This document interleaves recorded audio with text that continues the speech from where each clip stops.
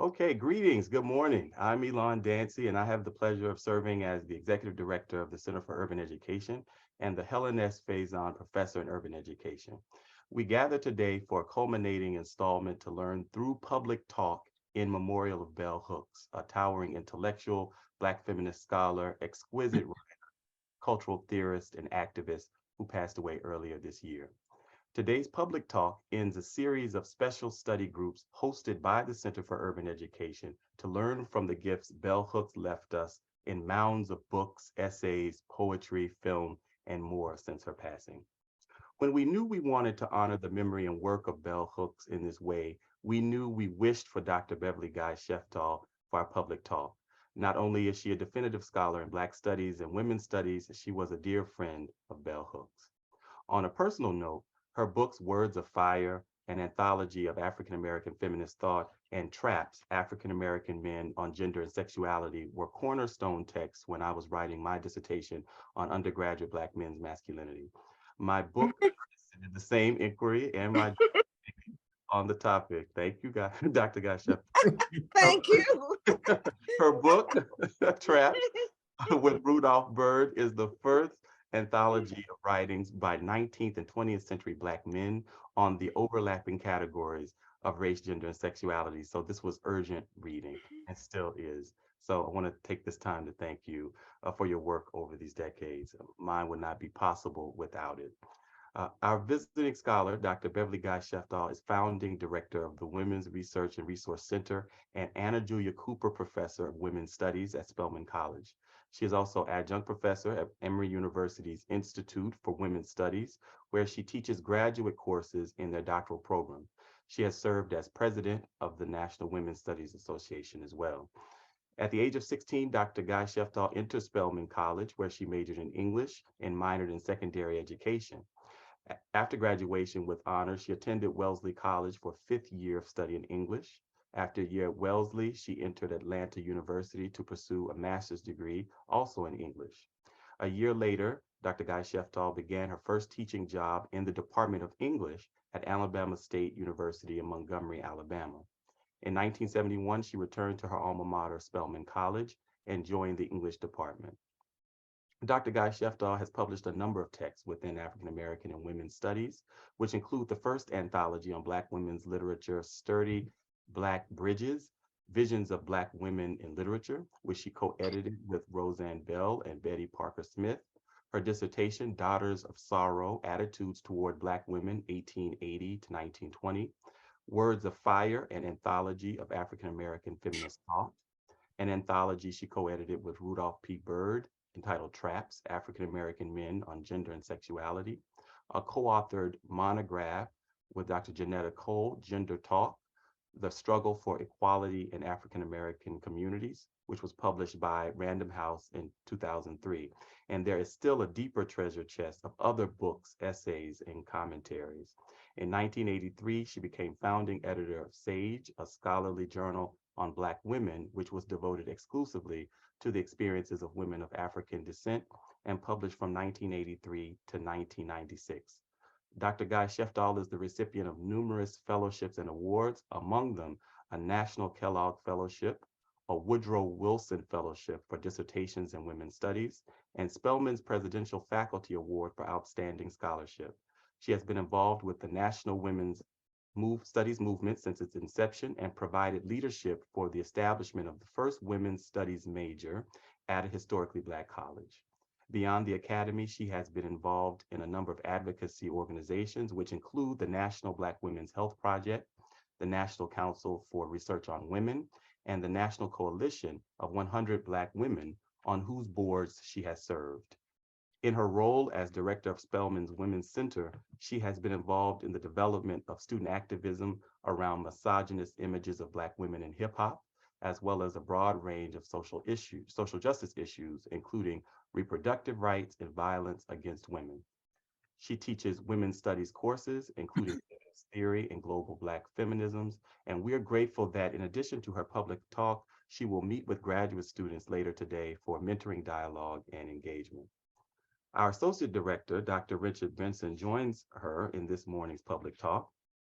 Dr. Benson was appointed as Associate Director of the Center for Urban Education and is Associate Professor of the Black Radical Tradition in Education in the Department of Educational Foundations, Organization, and Policy in 2022. Benson received his PhD in Educational Policy Studies, specializing in history of education from the University of Illinois in 2010. As a historian of education, Dr. Benson specializes in the Black freedom movement, the Black radical tradition, and transnational social movements. Prior to joining the University of Pittsburgh faculty, Dr. Benson was associate professor in the education department at Spelman College in Atlanta, Georgia.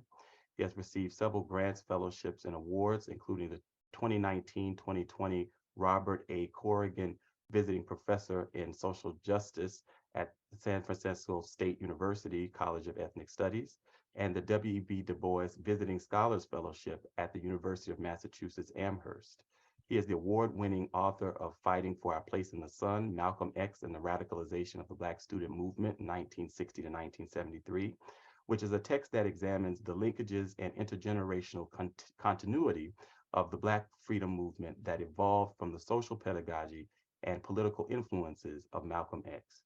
Dr. Benson is currently working on two book manuscript projects: Funding the Revolution, Black Power, White Church Money, and the Financial Architects of Black Radicalism, 1966 to 1976, and Harold Washington, Black Power, Politics, and United Front Radicalism in the City of Wind.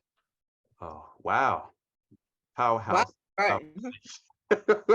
we have today, and we're fortunate. So I'm going to stop talking because I've talked enough. Professor Guy-Sheftall, a rich welcome, and thank you. Hey, good brother, how you doing? I'm doing well. Good to see you. Hey, Beverly, how you doing? Hey, Richard, can I say something to Elon before we get started? Please. So first, I want to just thank you for that a too long introduction, that loving, too long introduction. And I would love to read your dissertation. Oh, yeah. And I just want to say I'm always happy to join people who direct centers. Yes. So I just want to say, and I'm looking forward to meeting you in person. So I just wanted to start that way. And thank you also for inviting me to do this today. Yes, thank you so much. It may be too long, but we have to, if we don't know it, then we don't know it. If we don't read it. I know. All that you are to us. So I just wanted people to know all that you are to us. Thank you so much, and I'll send that. Thank you. So much to say in terms of introduction. Beverly has been a force in my life without question. And I'm just gonna give a quick anecdote about, about how we met. So Beverly would host these critical study circles at the Women's Center in Spelman College when I was, I think it was my second year. And at the time I was co-chair of my department, or chair of my department. And them folk had me running around suited and booted and everything else. I didn't know too much of anything. I was definitely greener than a blade of grass. And I remember being invited to the Women's Center for one of those circles. And Chandra Mahanti was, she was the guest that we were doing her readings.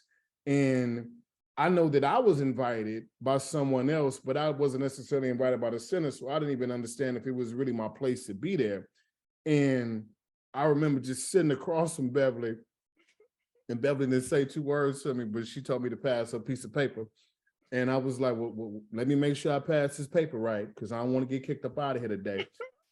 So, but that started a long friendship, and Beverly is a very important person in my life, and she's been a great mentor to me, and has always challenged me. And that's at every turn. So I want to start with that. And a lot of what it is, it's probably going to most likely going to take place today in terms of our exchange is really going to be an extension of Beverly's, what I call her second office. that we've been able to meet at over the years in Atlanta. One of our spots restaurant called Opry Diem. So I've gotten my one of the best educations in those sessions every time we meet. So I just want to begin with that, tell you that I love you and thank you for being here. So Beverly, for today's session, many of our audience members have had an opportunity to read your work in terms of on loving bell hooks. Can you just walk us through your friendship, your camaraderie, and also what it has looked like beyond the pages of the piece that you wrote in terms of how you and Bell, became great friends and great comrades in the work that you do? Okay, so let me just say, Richard, how happy I am to be in conversation with you. Also, how happy I am to be in friendship and comradeship with you on many different levels. And I love you too. So I want to start by saying that. And those are not words that I use very much. And that's one of the things that I learned from Bell Hooks. Whenever we would end our telephone conversation, she would say, "I love you." So I think that's a good thing. So let me start by saying that my friendship with she was always Gloria Watkins to me, because that's the circumstances under which I met her. My journey with Gloria Watkins, Bell Hooks, is perhaps one of the most extraordinary journeys that I have had in my personal and professional life. And I like telling this story, particularly to young scholars who make certain assumptions about folk who end up being an icon like Bell Hooks. Let me say one other thing in terms of the introduction. I'm no longer adjunct professor at Emory University in their doctoral program. So I did that, and I'm not doing that anymore. So I want to just get that straight. But anyway, the year is 1981, actually, the same year that the Women's Center is founded, 81, 82. And I am attending the National Women's Studies Association meeting in Storrs, Connecticut. This is when NWSA was meeting on campuses and being in dormitories in June before we evolved into a different kind of organization. So I'm been active in National Women's Studies Association from the very beginning because of my deep connection to the field of now what we call women, gender, and sexuality studies. And so I am at Storrs.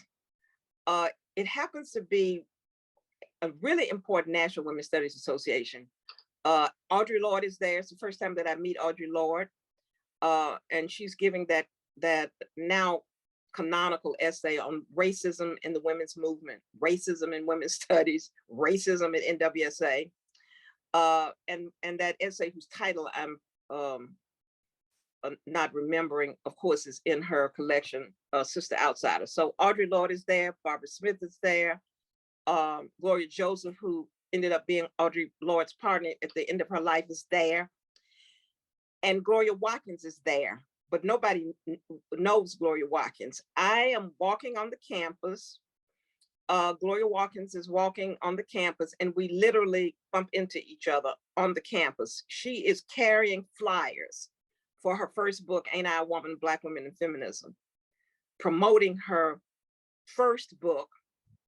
And I really have to share this. She started writing Ain't I a Woman, Black Women and Feminism when she is an undergraduate student at Stanford University. She is 19 years old when she starts writing. And I tell my students, when I go into my undergraduate classes, Bell Hooks started writing this canonical text when she's an undergraduate, sitting in the same kinds of chairs that you're sitting in.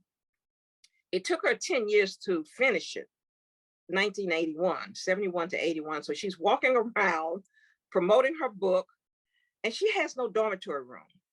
So I asked her, "Where are you staying?" She said, "I don't have anywhere to stay. I couldn't afford a room." So I said, "Okay, why don't you stay in my dormitory room? I'm in a dormitory room that has 2 single beds. The other one is taken.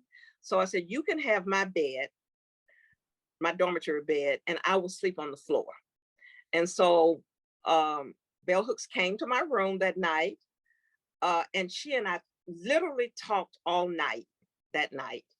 And we continued to talk for the next 40 years until she passed in December of 2021. So that's it's a 40-year friendship that began serendipitously on a campus. Now, one of the things that we came to realize about ourselves when we were talking that night, I'm 6 years older than she was, so we're a little bit of age mates. But there were 2 other things that we had in common, in addition to being African American and out feminist, and that was our Southern backgrounds. Though our Southern backgrounds are very different. I grew up in urban Memphis, Tennessee. She grew up in small town Berea, Kentucky. But we were very conscious of our Southern roots, growing up in the Jim and Jane Crow segregated South. We also were both English majors. She went to Stanford University as an undergraduate student and majored in English. I went to Spelman College, as you've heard, and majored in English. We were also very fond of Black women writers. She wrote a dissertation on Toni Morrison for her PhD in English at Santa Cruz. And so we had that disciplinary connection and also the connection to Black women writers. So that's the beginning of our friendship. Her first academic appointment, because she did not even have an academic appointment in 1981, was at Yale University, where I spent a lot of time. And it's interesting, she did not have a tenure track appointment. I think it's really important to hear that. She was hired at Yale. It was what we would call a multi-year appointment. It was a 5-year appointment at Yale University. And I would go there and stay with her, and we would continue to talk. Over time, she ended up teaching in a variety of places, all of which I went to: Oberlin, CUNY, and eventually Berea College. She returned home in 2004 with an academic appointment at Berea, but not tenure or tenure track. But Bell Hooks never did that. And she came home because her parents were ailing, and she began teaching at Berea in 2004 in women's studies, and interesting enough, chose to move to Appalachian studies while she was at Berea and stayed there for the rest of her academic career. So that's in brief, portrait of a friendship that began serendipitously in 1981 and lasted until she died. Thank you, Beverly. One question I have for you is around, well, it's a 2-part, because I recall you and I being in a conversation right after her passing, and you told me to look at the talk that the 2 of you had done at the New School. Mm-hmm. Now, watching on a few occasions, and it's funny because I see that the 2 of you have, you know, in many ways, you live like you have these parallel experiences. And around one of those, I know to be true just based on the friendship that I share with you around your love for literacy and books. Mm-hmm. And she spoke this, you know, in the same Yeah. way. Can you talk about her revolutionary artistry around literacy, the love for the word, and how it is that she looked at literacy as a liberatory practice? Yeah, and y'all notice that I'm wearing this T-shirt, "Feminism is for Everybody," which was actually done before she died, to call attention to one of my favorite books of hers, which is "Feminism is for Everybody," which she literally wrote for all kinds of folk, not just people in higher ed. But I think it's important to say something about Bell Hooks. Keep going back, Gloria Bell Hooks's history around books. which parallels mine as well. Gloria started, and I'm thinking about Toni Cade Bambara and Alice Walker in this regard too. All of us start reading at a very, very young age. I'm talking about before 10, and not just children's books. And it's interesting that Bell Hooks talks about being drawn to books because she was shy. And books were a refuge for her. And it's very interesting, and people will not believe this when I say that I was also very shy as a young girl and retreated into books as well. I didn't play outside. I was happiest, and I think this is also true of Bell Hooks, I was happiest alone reading books in my room, which I shared with two sisters. And one of the things that I will say, which is says something about my mother. If I were reading, my mother would excuse me from chores. And Toni Bambara also says that if she was reading, her mother would sweep around her and allow her to keep reading. And Bell Hooks mentions the fact that when she was reading and was dealing with books, she was left alone too. Now, I think I sort of used my little, sometimes I think I was a little bit slick and I would pretend I was reading in order not to wash dishes. But anyway, the point is that I think you develop those reading habits when you're very, very young, and they were not connected to being in a classroom or assignments. And in my case, I was literally pulling books off of the my mother's shelf. So one of the things that I think you learn in that context is that literacy is one of the primary sources of power. This will sound very interesting, but one of the things that was on my mother's shelf were books about Russian dancers. Now, I didn't know where Russia was. I don't even know if I knew what dancing was, but I imagined myself as a result of those books that I would grow up to be a dancer because I was reading those Russian books. So what does that tell us? That tells us that reading and exploring the world, which is what I did, gives you permission to reimagine yourself. So here, Gloria Watkins and Beverly are little Black girls growing up in the segregated South with a whole bunch of scripts that tell us that we're not smart, that what we really do, and I'm thinking about Gloria's mother was a maid, and Gloria's father was a janitor.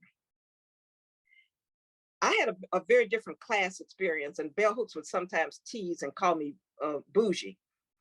My folk were teaching in the public schools, but I still, as a young Black girl, could not have imagined that I could grow up to be an intellectual, or that I could grow up and move around the world. So reading gives us, particularly those of us who are in the circumstances that I described, permission to define ourselves away from the stereotypes that would have been prevalent in the South for Black girls. You know, you're going to end up cleaning up some white person's kitchen.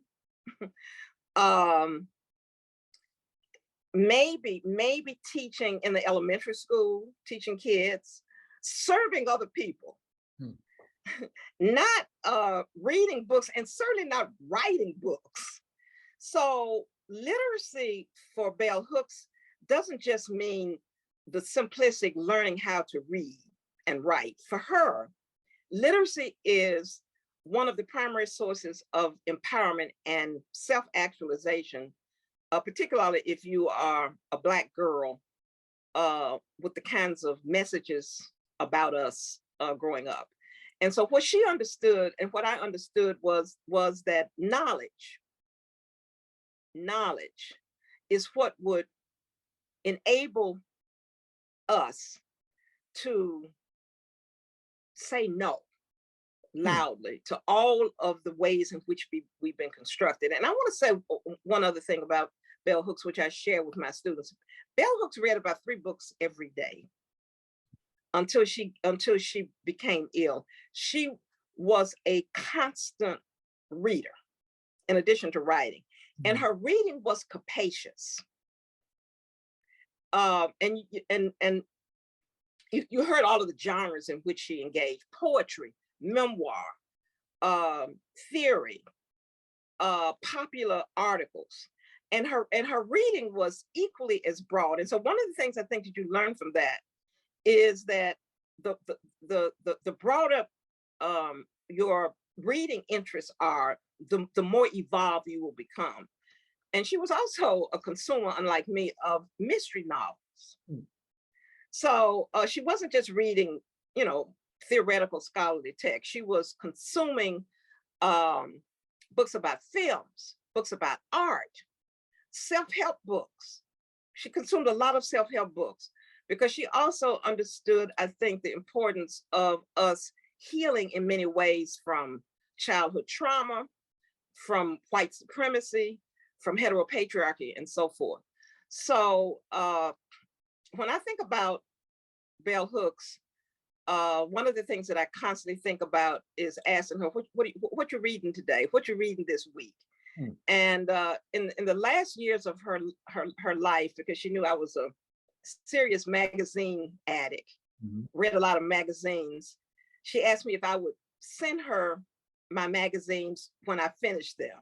And so every month I would load up literally a ton of magazines and mail them to Berea, Kentucky, and we would talk about those magazine articles. And when I got to Berea at the end of her life, I asked her about those magazines, and she told me that she passed them on too.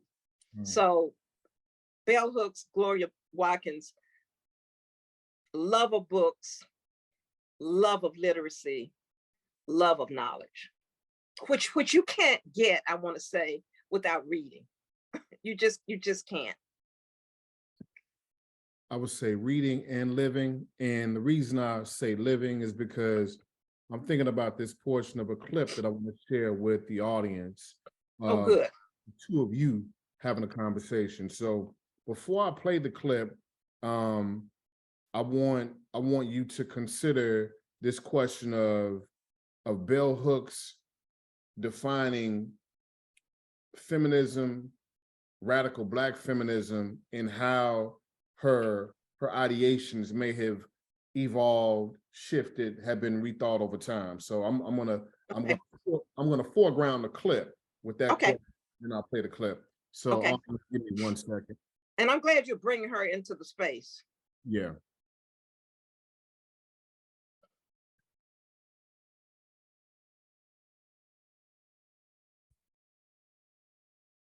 I am not being allowed to access the clip. I mean, to share my screen.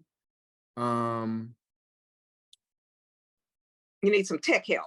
Need some tech help. But you know what? As we wait on the tech help, Beverly, can you start us off with the question, and then while we wait on the tech help, we can start with the question. Yeah. Okay, so Bell Hooks encountered her first women's studies classes at Stanford. I mean, yeah, at Santa Cruz. And like many women of color, particularly Black women, and I'm thinking about my first women's studies class as a graduate student, not as an undergraduate, as a graduate student at Emory. Those women's studies courses were primarily at that point, and I'm talking about late 70s, early 80s. Those women's studies courses were primarily focused on white, middle class, Christian, straight women who live in the U.S. Okay, so it had a particular class and nationality focus, and some of the core definitions of feminism at that point focused primarily on gender equality. So feminism was defined as the political ideology that would enable women to be equal to men. Gender equality. It was not intersectional. That is, it did not take into consideration all of the ways in which all structures of oppression, all structures of inequality, all isms are interconnected and cannot be separated from each other. In other words, you have to look at racism and sexism and classism and heterosexism. And so when Gloria experienced that kind of what we would now call liberal feminism, what we would call liberal feminism, and it was the feminism which was hegemonic in the academy and outside. When she experienced that definition of feminism in her women's studies classes, and when she was reading so-called classics, the feminine mystique being one, she knew that that was not the lived experience of most women in the world, and it was certainly not the lived experience of women of African descent in the US, or even poor white women for that matter. Mm-hmm. So she was the person in 1981 in Ain't I a Woman, Black Women in Feminism that did a serious critique of so-called liberal hegemonic feminism, and she took to task the idea that the book, The Feminine Mystique, which I also read as a graduate student, was the primary entrance into what it is that women's movement and feminism meant. And so any Black woman who grows up in the Jim and Jane Crow South will not assume that what women need is equality with men. And she would say, what men? Which men do we want to be equal with? Certainly not highly marginalized men in various racial ethnic communities. So I'll stop right here and come back, since we have the okay, the thing up. All right. So let me, you want me to just say, Bell Hooks had a visiting professorship at the New School. Uh-huh. I can't remember the years, and she did a lot of conversations with different folk, including men. And so this was one of our conversations. Right. I don't know what the year is. This was before she was ill. That we consider normal. Well, why do you think that we as Black folk in particular are less inclined, for example, to say anybody can define what anti-racist means? You know, we will say in a minute, oh, no, you can't just say I'm anti-racist and your behavior is the opposite of that. But we've been much more loose in our willingness to say that anybody can say I'm feminist. I mean, and I would say that most of us who've been really committed, deeply committed to feminism, know feminism when we see it. We know, I mean, my mother never used the term feminist, but I knew she was a feminist because of what she did. And I can name about 8 different things. So, you know. Well, one of those things is Beverly's mother, when she was in high school, let the world know her daughter was not going to be taking home economics. She was going to be taking typing. And I tell people to this day, I have never seen Beverly even so much as make a piece of toast. But we need to add to that, because it wasn't individual. My mother petitioned the Memphis public schools in the 50s. A bunch of white patriarchal men petitioned the public schools to not have 9th grade students in Memphis take home economics. So it was even structural, which is really just amazing. As well as, for example, tell me when I was 14 or 15 years old, if I was careless enough to find myself with an unwanted pregnancy, she would make available to me the services of a wonderful woman who lived on our street who did illegal abortions. I mean, this is when I was 15 years old. So my mother would not have used that term, but I knew that that was feminism. But I would not have thought my mother was a feminist if she had told me a whole bunch of other things that many young women my age got from their mother. So, But I think one of the differences, we didn't get our feminism from TV or movies. We got, some of us, our feminism from consciousness raising groups where we sat around and defined, what do we mean by freedom? What do we mean by patriarchy? What do we mean when we say that we want equality or mutuality? We argued through so many things. I mean, that was probably as when I wrote Ain't I a Woman, in the period of maybe 19 years old to 25 was the heyday of being engaged with other thinking women in critical dialectical exchange about what we meant by freedom, what we hoped for in our lives. I was a graduate student studying with Donna Haraway. And I remember when she brought Gail Rubin and Pat Califia, and Pat had written her whole manifesto about radical sex and public sex. And we debated these issues with such intensity. And there is an interesting diffusion of all that when you become neatly institutionalized. And we can say that both about women's studies and Black and ethnic studies, that the very process of gaining foothold in institutions in many ways begins to silence that kind of movement that comes out of active struggle for social change in one's daily life. You've been very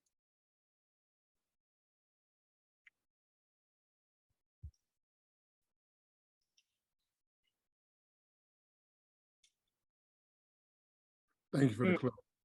So Beverly, did you want to keep going on that? Because from the clip, I got about 2 questions. Go ahead. I mean, I'm glad she mentioned that women's studies and Black studies actually grew out of, and you know this, actually grew out of movements, social justice struggles. Okay, and that's really important. And she's talking about those consciousness raising groups, which I actually even was a member of when I was a graduate student at Atlanta University, and it was a group of Black women who were actually in the housing projects around Atlanta University Center. So she is absolutely right. We can't talk about women's studies, Black studies, feminism without talking about these movements. And Beverly, actually, that's my question. Like, can you speak to becoming a radical Black feminist as it relates to a lineage that I really want to emphasize that stretches back to what your mother exposed you to? And then, as Belle was saying, you know, folks, you know, like you all didn't get this off of television. Like you didn't, like, you got it through study, through struggle, you know, through engaging each other. Can you speak to those things? Yeah, and through the messages of our mothers. I mean, this is something. So the first feminist I ever knew, though she wouldn't have used that language, was my own mother. And there are 2 messages, and I'm thinking about Coretta Scott King now, whom I finally finished this amazing essay about. There are 2 messages that many young Black women got from our mothers growing up, which is, number 1, get an education. That you need to go to college and get a degree and get educated so that you will be self-supporting, so that you would, and this is my mother's language, so that you will never have to depend on anybody, including a man or a husband, for your welfare and sustenance. That is a feminist message. Get educated and learn to be independent. I mean, my mother would talk about needing to sit on your own bottom. So that's a message that many young Black girls got that did not get framed as feminism, but that's what that message was. Mm-hmm. And the message that I got at age 15 about not having having an unwanted pregnancy, my mother was very clear. She was saying that if you become a mother at age 15, your life journey will be impacted in ways that you cannot imagine at this point. In other words, you need to graduate from high school, you need to get yourself to college and get out of college so that you can begin a life that enables you to experience what it is that you want to experience. That is a very feminist message. So I would say we got those messages in our communities and from our lived experiences, number one. And then number two, most, I can't minimize the impact of, in the 19th century, the abolitionist struggle. The women's suffrage movement comes out of the abolitionist struggle in the 19th century. Almost all of those white women who became suffragists were abolitionists. So women's suffrage comes out of the abolition movement. And the women's movement in the US, the so-called second wave aspect of it, even though I critique that wave theory, comes out of the civil rights movement and the peace movement. And if I think about myself, I was a child of the civil rights movement, growing up in Memphis in the 60s, coming to Spelman in 1962 and being aware of the student movement. And so it was not a big leap for me to join the women's movement when I did, because I was already committed to the eradication of racism and white supremacy. And I also knew as a Black woman that my experiences were not just about my race, but also about my gender and my class. So that is very, very important. And Bell Hooks would also be a child of the period in Southern history where Black people were treated not just as second-class citizens, but were not even treated as human. And so it was not a big leap for us to understand that racism and sexism are very much interconnected, especially in the lives of Black women. Beverly, I don't think I've ever asked you this question around the formation of the Women's Center at Spelman College, which is the only one of its kind and the first of its kind. I know we've talked a lot about the history because we talked about the history within the context of the protests at Spelman in '76. Mm-hmm. And one of the questions I now have is your inspirations and also your encouragements that you receive from the community of scholars that you were around who were saying you need to do this. Mm-hmm. How does Bell Hooks complement that inspiration or that encouragement for you to say, this is something that I need to do in terms of the work that you all were doing in community, the work that she was doing, et cetera? So, okay, that's an interesting question. So let me tell you, the first inspiration for me founding the Women's Center was my connection to the women who edited But Some of Us Are Brave. Mm-hmm. Barbara Smith, Gloria Hull, Patricia Bell Scott. And I'm already in the women's movement. I'm already committed to women's studies. And I have to say, my connection to women's studies as a discipline began when I was a master's degree student at Atlanta University doing a degree in English. And I ended up writing a thesis on Faulkner's treatment of women in his major novels. So as an MA student, and it has nothing to do with my professors or the classes, I started reading feminist literary criticism as an MA student at Atlanta University. And I decided to write, though I wouldn't necessarily call it that, a Black feminist critique of William Faulkner and his Black women characters. So I am, this is only 1968. I also, by the way, had a course of women in drama course at Wellesley that one year I was there, and started reading feminist literary criticism. So by the time I leave my master's program at Atlanta University in 1969, I am doing feminist literary criticism within the context of a field called women's studies that is in its embryonic stage. And it's very interesting too. Think about it. Gloria Watkins is doing a feminist analysis of Toni Morrison, and her dissertation is focused on the bluest eye. And one of the things that's very interesting, and I've had this conversation recently, it is amazing that most of us early Black feminists came out of literature. Barbara Smith was working on a PhD in English, which she didn't finish. Gloria Hall was working on got a PhD in English. I'm in English. Bell Hooks is in English. And it's also interesting that many of those early white feminist scholars also came out of literary studies. Florence Howe, who founded Feminist Press, also came out of English. So the field of literature and its connection to women's studies and feminist literary analysis shaped me, in addition to the movement, in terms of that field. So I read With Some of Us Are Brave, which is the first Black women's studies anthology, and invite Barbara Smith, or after the Women's Center is founded, Barbara Smith, Gloria Hull, and Patricia Bell Scott to start doing workshops with faculty who teach at HBCUs. And there was tremendous resistance to that work because it had so much lesbian work in it. And so that was a very disappointing aspect of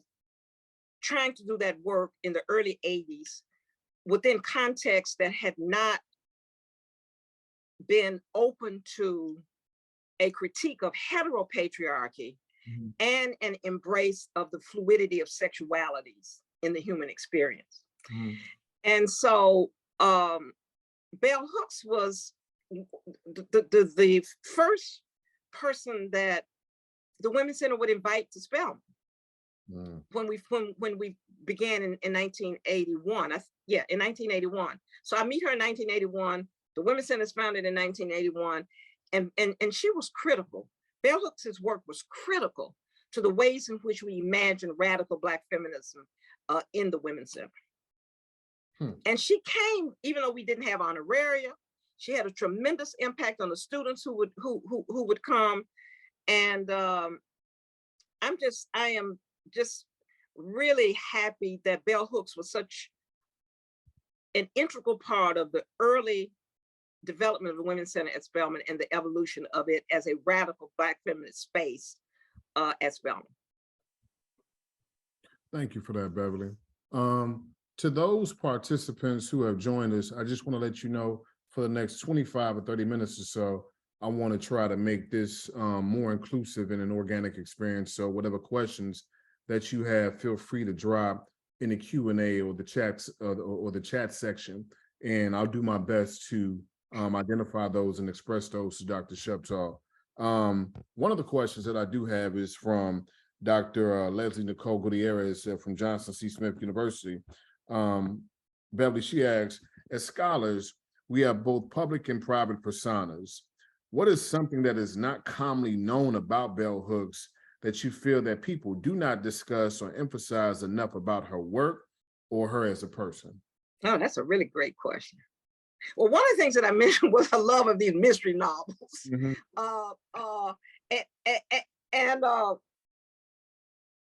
know, and her eclectic reading habits. So you know, I think people imagine her as just only reading academic stuff, but she loved those mystery novels, not romance novels. Loved those mystery novels, and you know, was consumed by them in many ways. the other thing is that she was a thrift store shopper. Now that was connected to her cheapness and frugality early on.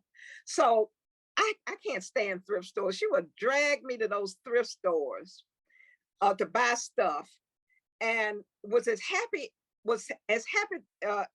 at those thrift stores as later on she was happy shopping at a place like Neiman Marcus. Uh, the third thing that I would really mention in this regard, I'm not sure how much people realize how connected to her working class identity she was. I mean, she constantly was aware of what it meant to grow up poor. And she and I would often talk about the differences in our experiences growing up. Even though I grew up with folk that didn't have a lot of money, they were definitely middle class. And I did not grow up, for example, with a mother who had to go every day to work in white women's houses. And the impact of that. So she never forgot, as the old folk would say, from whence she came. And her class identity absolutely shaped the ways in which she imagined feminism too. That's why there's no way that she could see feminism as only about what it means to be affluent and white. So that was one aspect. The final thing that I would say is that the thing that bell hooks yearned for the most was elusive, and that was to be in a romantic relationship.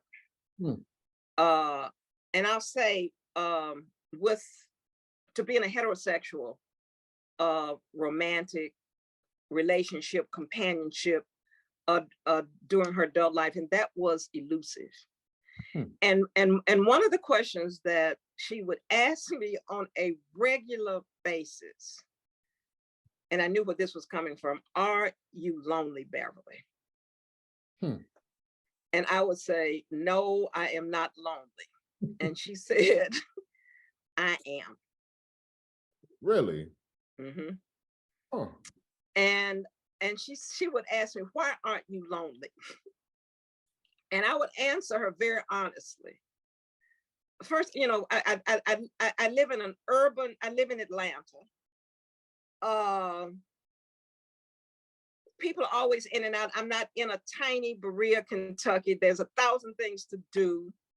And I have been fortunate enough to have male companionship in my life, even though I chose, after getting out of a marriage, chose not to enter into a marital relationship.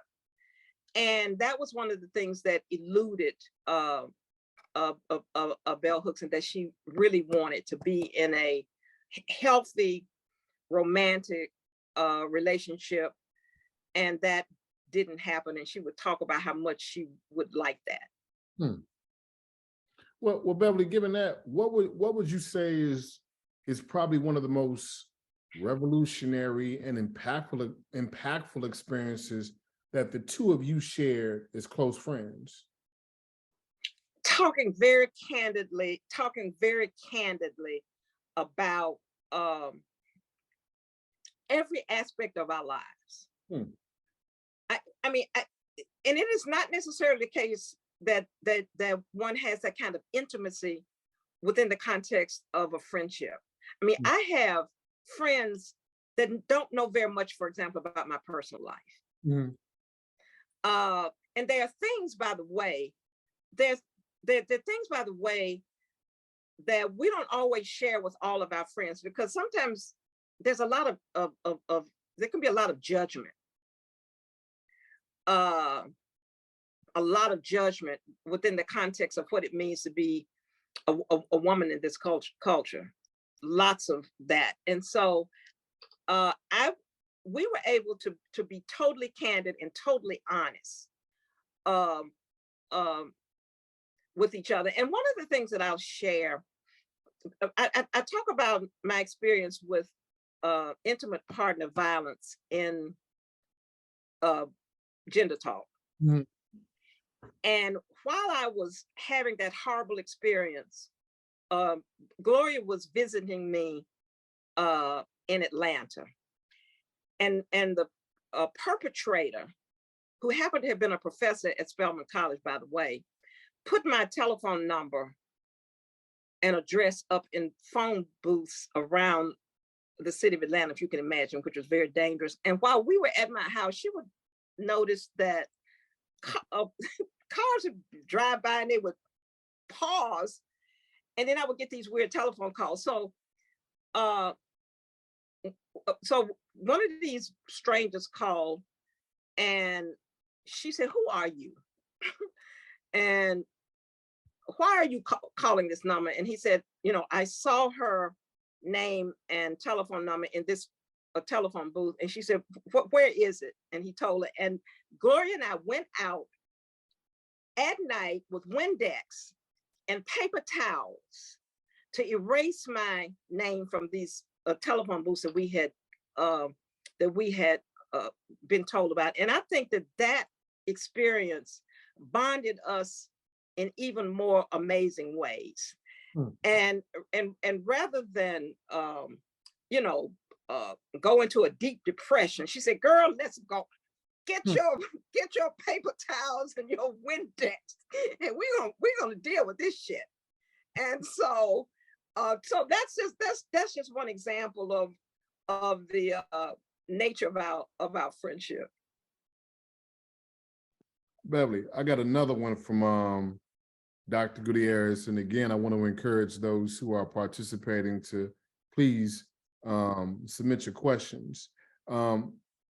As a radical Black feminist, how can other Black women scholars with a revolutionary mindset ensure that we are intentional, inclusive, and transnational in our scope and scholarship to ensure that our intersecting identities and experiences are included and valued in our struggle for liberation? So I would say the first thing, you have got to teach radical Black feminist readings in your classes. And I would say that that's equally as maybe I won't say more important, but especially important if you have a co-ed class. Mm-hmm. Right now, for example, this semester, most of my students are African-American women, but I have 3 Morehouse men in my class this semester. And I have had a few Morehouse men in my women's studies classes through the years, many of whom I continue to be in contact with. So, and it has a huge impact. So I would say, no matter what it is that you're teaching, you may not be teaching women's studies, you should have a commitment to teaching radical Black feminist work, whether that's novels, essays, theoretical texts. In other words, teach intersectional feminism in your classes. And for me, intersectional feminism also means global intersectional feminism. And I'll just mention, for me, 2 things that are extremely important, that we also have to teach indigenous feminisms. So when I say teach radical Black feminism, I also mean exposing students to indigenous feminisms in the US. I mean, it was indigenous women that those white suffragist women learned about the fact that patriarchy is not inevitable, universal, or normal. And they learned that from interacting with indigenous women in Northern New York, where women are not part of something that we would call institutionalized patriarchy. So introducing students to indigenous feminisms, introducing students to the realities of women around the world. And this I have added to mine as a result of maybe one of the most transformative experiences of my life, which is joining a women of color and indigenous women delegation to Palestine over 10 years ago. And I now introduce Palestinian feminism into my into my women's studies courses. I think our students should also be introduced to other liberation struggles. And Palestine for me right now is one of the most urgent ones globally. So coursework, readings, I would also say extracurricular things. I think it's important, for example, to, as we do in the Women's Center, to have a range of activist projects that students can connect to. We have a Tony K. Bambara, which Professor Kumba is in charge of. We have a Tony K. Bambara collective that introduces students to a broad range of Black feminist projects. We talk about reproductive justice. And so I think that that's also important to also take it outside the classroom. And also let me tell you, and also to self-identify. I mean, I constantly tell people that I am a Black feminist scholar activist. I use that language and I say what I mean by that. Beverly, Matthew Speamer, he wants me, his question is, can you please expand on your Palestinian point? Okay, so all of us, I think, are aware of the deep connection that the U.S. has with the Israeli state. It is Israel who consumes most of our external resources. That's the place, that's the country that gets most of our resources. And that was even increased under President Obama. So irrespective of party, Republican, Democrat, the US is totally committed to the Israeli state. And we know all of the reasons why that's the case. And this is a particularly urgent issue now, given the ways in which anti-Semitism is being talked about, even for people who are, for example, in my case and other people's case, committed to the liberation of Palestinian people.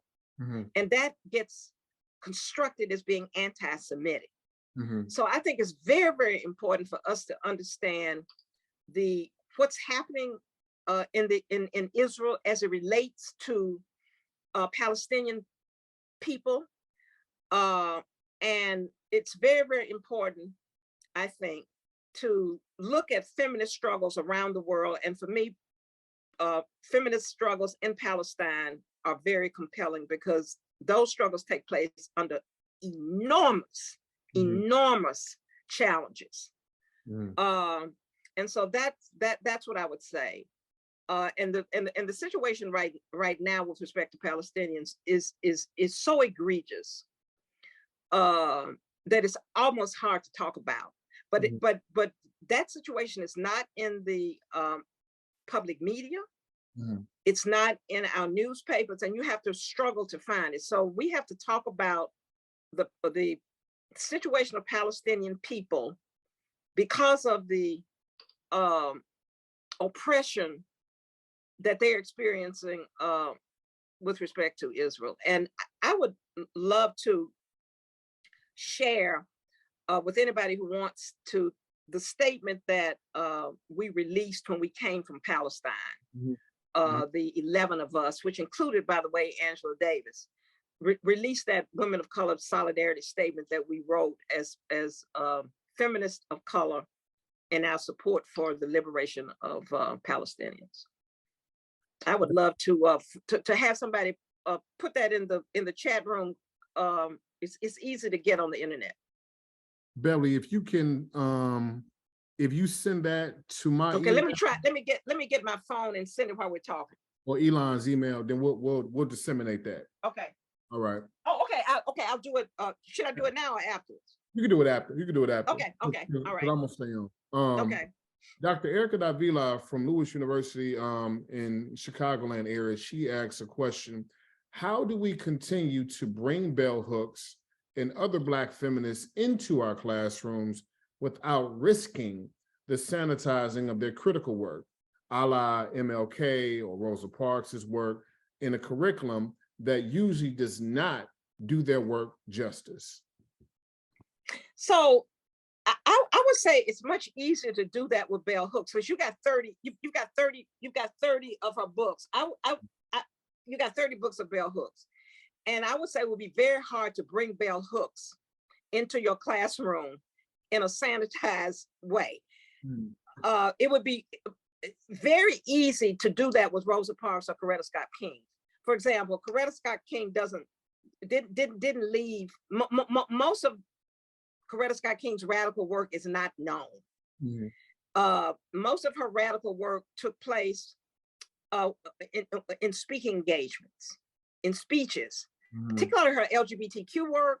And so we don't have access to that. And one of the things that Janetta Cole and I wanted to do and haven't been able to do it is to do a collection of Coretta Scott King's speeches, which requires a yes from the family. So unfortunately, Coretta Scott King's speeches are not available. What is available now, and also there's no documentary on Coretta Scott King. Fortunately, what's available right now in terms of Rosa Parks is a new documentary, which one can bring into the classroom, which tries to capture the capaciousness of Rosa Parks's political work. And we also have the book At the Dark End of the Street, which talks about Rosa Parks' anti-rape activism. So there is a way that we can bring Rosa Parks and Coretta Scott King into our classes now and move away from this sanitized version. But with bell hooks, that's not very difficult. I mean, the other thing is there, I mean, you cannot imagine how many talks of bell hooks, like the one you shared, that's available on the internet. So you have her internet talks, you have 30 books, you have her radical essays, which are very accessible.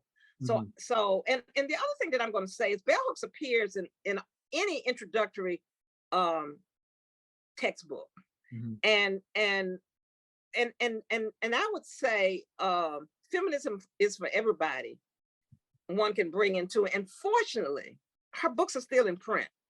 So the challenge with bell hooks is not as great as many other radical Black women whom we only know because of their connection to a legendary husband. Beverly, I often ask you about your when you're gonna write your memoir, and and we've had a conversation on several occasions. So this dialogue, this conversation has gotten me to thinking about, in the event, or if there was an opportunity for Bell to ask you a question in relation to you constructing your memoir, what question do you think that would be, given, you know, the long breadth of your friendship with Bell? What question do you think that would be in terms of you putting together your memoir? What do you think she would ask you? I think what she would ask me, and I don't know that I have a good answer. I think she would ask me, do you have the courage to write a memoir that's not just about your public self? I'll just mention this by the way. Third World Press is gonna publish within a few months all of my writings. It's called Black Feminist Free. So that would be available. It's like a reader. I never kept a journal, as did Bell Hooks, which is accessible now at Berea College. And of course, everybody should read Alice Walker's journals, which Valerie Boyd managed to finish editing before she passed. So there are Alice Walker's journals. And I just know that if I had kept journals, I probably would not have allowed them to be published until after I died. So I think the question Bell Hooks would ask me is, do you have can you give yourself permission to write a memoir that also shares Beverly Guy-Sheftall, not just the public person, but every aspect of who you are privately.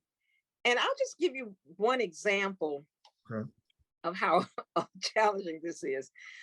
When Janetta Cole and I were writing Gender Talk, and we did decide that we would share some aspects of my personal life, of our personal lives. It was difficult for me to write about the violence that I experienced over a 2-year period, which included arson, my car being set on fire, battery, and a whole range of other things. I had to sit with myself and ask myself, is that something you're comfortable with sharing? And I gave myself permission to do that. But I didn't go into as many details as I would go into if I were actually writing a memoir. But anyway, when Janetta Cole and I were talking, I did not share, for example, in Gender Talk that I am an atheist. And she gave me some very good advice. She said, don't share that, because if you share that, almost everything that you say, even about your feminism and about all kinds of other things, will be connected to the fact that you are not religious, not spiritual, don't believe in God and all of that. And you will get put into a box. And she's especially talking about within the Black community. And so what I said in the memoir is that even though I was raised in the church, as a Baptist, I am no longer connected to the institution of the church, but I did not go into detail about my religious ideas, and didn't, for example, talk about the fact that I'm much more drawn to Native American worldviews as it relates to spirit and that kind of thing. So that is what she would ask me. Would you talk about your 9-year marriage? Would you talk about the abortions that you've had, legal and illegal? Yeah. Would you talk candidly about what your experience has been at Spelman College? See, you laugh at that. I mean, because I know some of those answers. Okay. So that's why I'm. So that's the question. I got you. Okay. Dr. Dancy, he has a question for you. His question is, did Bell see herself as having unfinished work? Relatedly, how might Bell's work map for us where we as thinkers can go in the study and practice of feminism for freedom, and also also to continue in her tradition and legacy as a scholar, activist, thinker? So. Fortunately, and I don't know how many of us can say this, fortunately, she did not feel she had unfinished work. Really? I think that when you have spent your life, she's 69 when she dies, and she starts writing at age 19 in college, and you publish 30 plus books. I mean, she would say to me, my work, that is in terms of writing books, is finished. Now, part of that is also connected to her health status. And she was happy that she had finished that before she was unable literally to get out of her house. And I'm thinking about Valerie Boyd too. Valerie Boyd, what Valerie Boyd wanted to do before she left us was to finish editing Alice Walker's journals, which she did. And she also finished that last book about the impact of the pandemic. And I think that there was some urgency on Valerie's part because she knew that she had cancer. But Bell felt as if she had finished her work, she was no longer teaching in the classroom. Mm. She was no longer writing books. And she also told me that she basically just reading those mystery novels and these magazines. In other words, she was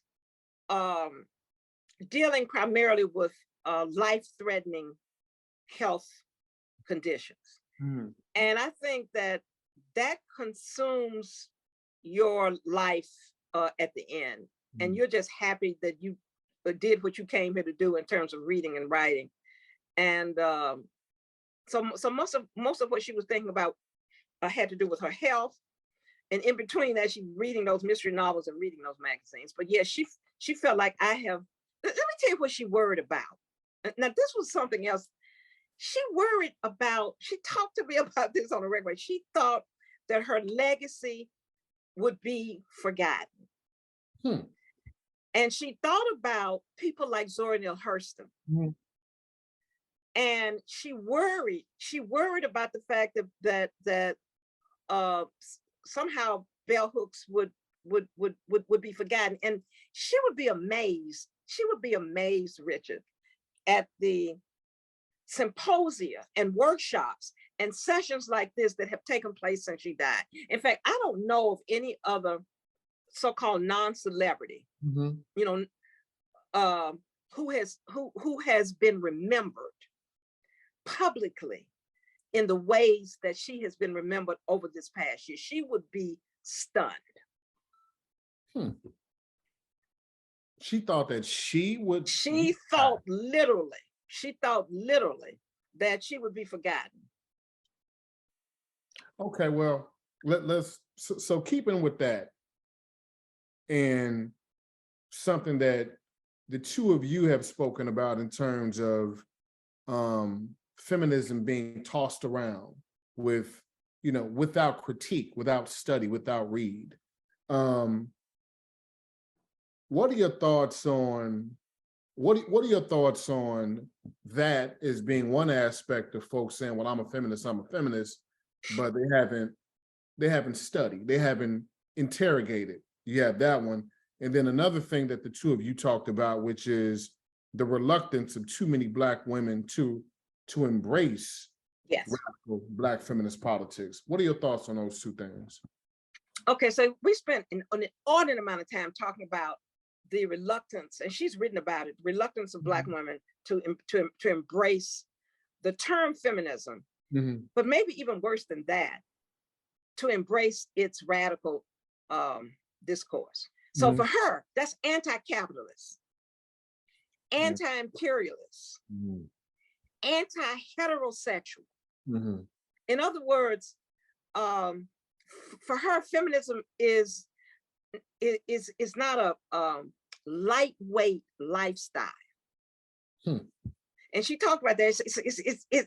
It's not something that I wrap myself around as a cliche. So for her, it was a challenging, radical project that in many ways, and I can attest to that, in many ways, it is difficult to operationalize. And I would say, in many instances, there's a distance between our political claims and our lives. And one of the things that she and I talked about on a regular basis was, what do it mean to actually live these politics? It's very easy to say, I'm a feminist. And then you look at the life and you wonder, what is it that the person is living that's in that connection? And so she understood that there had to be a connection between her claims and her politics and how she lived. And that's very difficult. And you can easily have some slippage there. And I tell you what, one of the things that we talked about in terms of individualism and capitalism are very seductive. And you can be, I'm thinking about, without calling any names, Mhm. these so-called public intellectuals, and Mhm. she and I would talk about this, who have the nerve to charge $30,000 and $50,000 for one speaking engagement, and who will go and say, I deserve this. How dare you not pay me? Mhm. And this is even now, including on Zoom. I'm sitting in my living room with my pajamas on, asking somebody to pay me $30,000 for a speaking thing that I have given 10 different times elsewhere. Mhm. So so we talked about not being seduced by this capitalism, which is very willing to just pay you off. And we also talked about the fact that there are very few, if you think about it, very few public intellectuals that are Black women. And we don't get the advances. I'm talking about historically. The advances, the speaking engagement funds, and don't engage in a kind of what I would call performance, public performance that brings you a lot of dollars.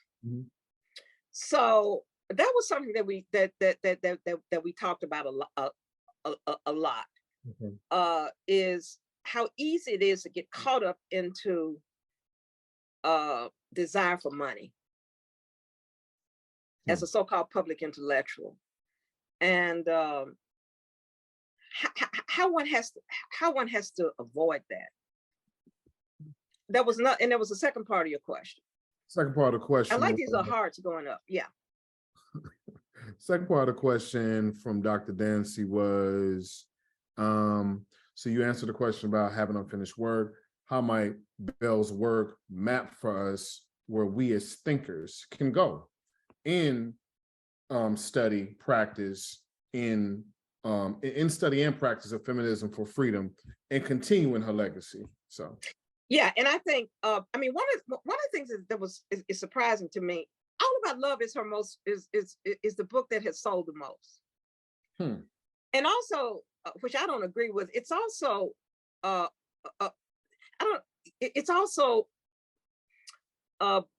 provided some context for people to criticize her and say that she's no longer a radical Black feminist because she's talking about love, that she has sort of abandoned her so-called radical Black feminism because now she's talking about love, and the implication is love is not a radical feminist discourse. And so I think that we have to reject that idea, and I think that we have to talk about all the ways that Bell Hooks talking about love is a radical feminist project, particularly if you think about it. For Black women to love themselves, for Black women to engage in self-love is a radical project. And I would say a radical feminist project, given all of the ways in which Black women are hypersexualized, killed, experience linguistic violence. And so to engage in radical self-love, I think has to also be seen as part of her radical feminist work. But one struggles to do that because it was sometimes, because people ask me, why is Bell Hooks no longer writing radical Black feminist stuff? I said, she is. And so I think we have to do that too. Beverly, the last couple of minutes before Dr. Dancy comes off to close us out, the last couple of minutes of yours, whatever closing thoughts you want to, give us about the work of Bell Hooks, your work, the work that you both had concurrently. It's last couple of minutes. I'll just say, Black women have been producing the most important feminist work. And by that, I mean both writings and activism, going back to Sojourner Truth, Harriet Tubman, Anna Julia Cooper, Ida Wells Barnett, going back to the 19th century. And even though that work has unfortunately not been at the center of what we think about as Black political discourse. And so I would say that we need to reclaim the intersectional feminism that Black women have been doing and writing about since the 19th century, and do what Bell Hooks said, moving it from margin to center, not just moving it to the center of so-called generic feminist discourse, but moving it to the center of Black political discourse. And because I think it's only Black feminist scholar activism that is going to help us heal what ails us as a community.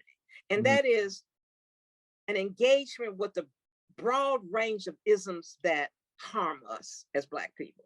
And white supremacy is one of them, but it is not the only one. And I'm thinking, for example, right now about the murders that took place at the University of Virginia over the last couple of days. A young brother who takes his gun and shoots 3 fellow football players. And so toxic masculinity discourse, toxic masculinity constructs are also killing us. And so that's what I want to say, that Bell Hooks's vision and solution for how we might heal, we should take very, very seriously. But she's building on work that took place in the 19th century. And it still bothers me, for example, I'm just going to say, bothers me that we supported Clarence Thomas in 1992 against Anita Hill. And look at where that has gotten us. Clarence Thomas on the Supreme Court, the longest sitting person there, and the harm that he has wreaked in the generic community, but on us too. And imagine if we had come out against Clarence Thomas. He wouldn't be on the Supreme Court. Beverly, thank you for that. Please show Dr. Sheftall some love virtually, y'all. Show you all some too. Dr. Dancy? Yes, my goodness. Thank you so much, Dr. Guy-Sheftall. Yeah, this was a powerhouse conversation. I'm so glad that you have allowed us to record this, because this is going to be a teaching tool, the subject of conversations that we can have on into the future. And thanks for reminding us again about the date of Bell's passing. I cannot believe that it's almost a year. Almost a year. I cannot believe that time is passing so quickly. But truly, I think this was a pedagogy that only you could bring. Like, for the hour and a half, we've been fortunate to have you here. You really illustrate the power of memory and of story and of relationship to knowing. So thank you so much for that. And let us all commit to the insurgent practice of remembering. It makes me so sad to know that Bell Hooks believed that she might be forgotten. But let me say, we will not forget. We won't. Center, not in our programs or study. We'll continue to teach her and learn. She will live on in our hearts and minds and in our pedagogies and practices. So this brings us to the end. If you're new to the Pitt Center for Urban Education's events, our mantra is learn, share, and transform. Learn speaks to our research and study purposes. Share speaks to our commitment to resource sharing and mutual aid. And transform speaks to our aims of educational and societal transformation with essential attention to power and power relationships. We thank our colleagues in the Center for Urban Education and the School of Education, our faculty, staff, and students whose labor enabled this event. Special thanks to Dr. Rich Benson for facilitating our conversation today, and our honored guest and visiting scholar, Dr. Beverly Guy-Sheftall. Our apologies for the absence of ASL support today. That this was due to unforeseen circumstances, but we will transcribe this talk and make available to all registrants, in addition to any resources that were shared here. And we want you to know that there is a way to keep in touch with center events. Take a moment to go to our new and improved website, q.pitt.edu. That is cue.pitt.edu, and click contact on our main menu to receive information about our events. While you're there, learn more about us, what is upcoming, and read our newsletter. Finally, thanks to all of you for your attendance and energy in this important conversation, for your engagement of the ideas shared here, for asking questions, and for reacting in our chat. Take good care and have a good day.